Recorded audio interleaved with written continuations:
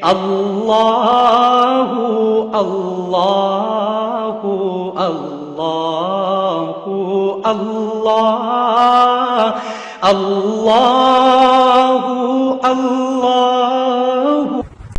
अस्सलाम वालेकुम। Computer learning MS word में खुश आमदीद। आज के लेक्चर नंबर 6 में हम आपको स्टाइल के बारे में बताएंगे कि एक न्यू स्टाइल कैसे क्रिएट किया जाता है। तो यहाँ देखें, ये यूज़र इंटरफेस में आपको जो स्टाइल्स की कमांड्स हैं, यहाँ नीचे लिखा हुआ है स्टाइल। तो इसमें आप आएंगे तो यहाँ पर देखेंगे आप एक एरो हेड नज़र आ रहा है, इस पर क्लिक कर देंगे तो यहाँ आपके पास एक जो विंडो ओपन हुई है, इसमें आप क्रिएट स्टाइल पर आ जाएंगे। क्रिएट स्टाइल पर क्लिक कर देंगे तो यहाँ आपके पास एक बॉक्स खुला, इसमें स्टाइल को आप कोई नाम दे दें या पहले मॉडिफाई पे आ जाएं। चलिए मॉडिफाई दबा देते हैं तो यहाँ स्टाइल का नाम यहाँ भी दे सकते हैं, वहाँ भी दे सकते थे। तो चलो मैं लिख देता हूँ इसका नदीम 3। और इसके बाद यहाँ मैंने इस वक्त कुछ चूँकि लिखा कुछ नहीं है तो डिफ़ॉल्ट एक थ्योरी लिखी हुई नज़र आ रही है। इस पर जो साइज़ लगाएंगे तो वो साइज़ आ जाएगा। जैसे 18 लगा तो ये बड़ा हो गया। और ये मैंने अभी 18 सेट किया है। यहाँ से ये नंबरिंग दी हुई है, ये देखें। तो अब ये मैं फ़ॉन्ट अगर मुझे पसंद नहीं है तो मैं एक अलग फ़ॉन्ट भी लगा सकता हूँ। यहाँ से एक नया फ़ॉन्ट लगा देते हैं। जैसे ये देखें,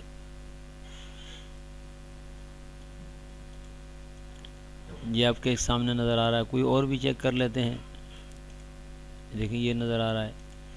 और चलें,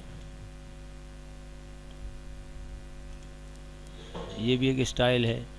मुख्तलिफ़ स्टाइल्स हमारे पास इसमें बेशुमार मौजूद हैं। हम उनमें से किसी को चाहे पसंद कर सकते हैं। ये देखें, ये एक ज़रा ज़्यादा खूबसूरत अंदाज़ है। इसको बोल्ड करना चाहे तो हम बोल्ड कर सकते हैं। देखें ऐसे हेडिंग्स वगैरह में ये स्टाइल भी इस्तेमाल हो सकता है। इसके अलावा भी डिफरेंट स्टाइल्स हैं, हम उनको भी चेक कर लेते हैं।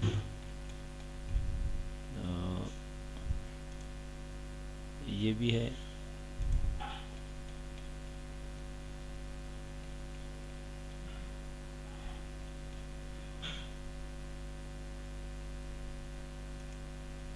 देखिए ये भी एक स्टाइल आपके सामने है। तो इस तरह मुख्तलिफ स्टाइल जो उनमें से चाहें सिलेक्ट कर लें तो ये एक सिलेक्ट हो जाएगा हमारे पास एक तरीका।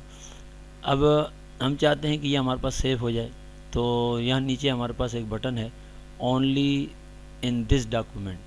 तो जब तक हम अपने इस डॉक्यूमेंट में काम करते रहेंगे, इससे हम अपने डॉक्यूमेंट में इस्तेमाल कर सकते हैं और ये उस वक्त तक सेफ रहेगा जब तक हम डॉक्यूमेंट को बंद नहीं करते।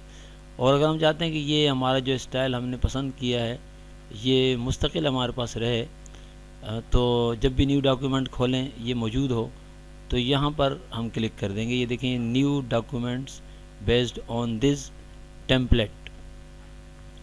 इसके अलावा उसको थोड़ा सा और चेंज भी कर देते हैं, बोल्ड भी कर देते हैं और साथ साथ अंडरलाइन कर देते हैं।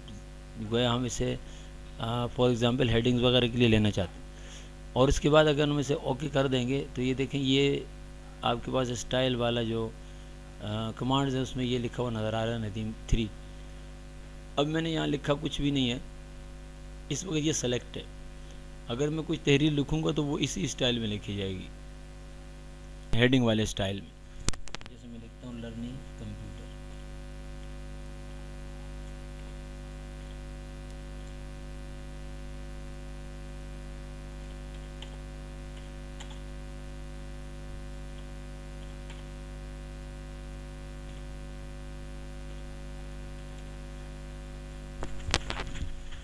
तो देखिए ये आपके सामने मैंने लिखा है लर्निंग कंप्यूटर। थोड़ी सी इसमें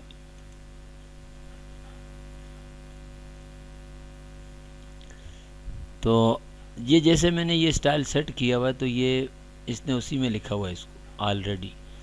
और अगर मैं नीचे लिखता रहूँगा तो इसी तरह लिखता रहेगा। और अगर मैं ये चाहता हूँ कि नहीं इसके बाद नॉर्मल अंदाज में लिखे, तो पहले एंटर का बटन दबा दें। एंटर का बटन दबाकर यहाँ स्टाइल में आकर देखिए यहाँ नॉर्मल लिखा हुआ, इस पर क्लिक कर दें। तो अब ये नॉर्मल लिखेगा नीचे। मिसाल के तौर पे मैं लिख देता हूँ पेस्ट। तो अब ये इसने पेस्ट इस तरह नहीं लिखा, बल्कि नॉर्मल अंदाज में लिख दिया। और जब भी मैं हेडिंग लगाऊंगा तो हेडिंग लगाते वक्त मैं अपने इनमें से, जैसे एक स्टाइल मैंने नदीम 1 तैयार किया हुआ है, एक नदीम 3 तैयार किया हुआ है, तो मैं इनमें से किसी को भी जैसे ही क्लिक करूँगा, देखें वहाँ असर उसका फ़ौरन ही हो रहा है। अभी क्लिक नहीं किया तो ये फ़िक्स नहीं है, जैसे क्लिक करूँगा ये फ़िक्स हो जाएगा। इस तरह ये स्टाइल हम मुख्तलिफ़ किस्म के स्टाइल बनाकर उन्हें इस्तेमाल कर सकते हैं। तो उम्मीद है आपको समझ आया होगा।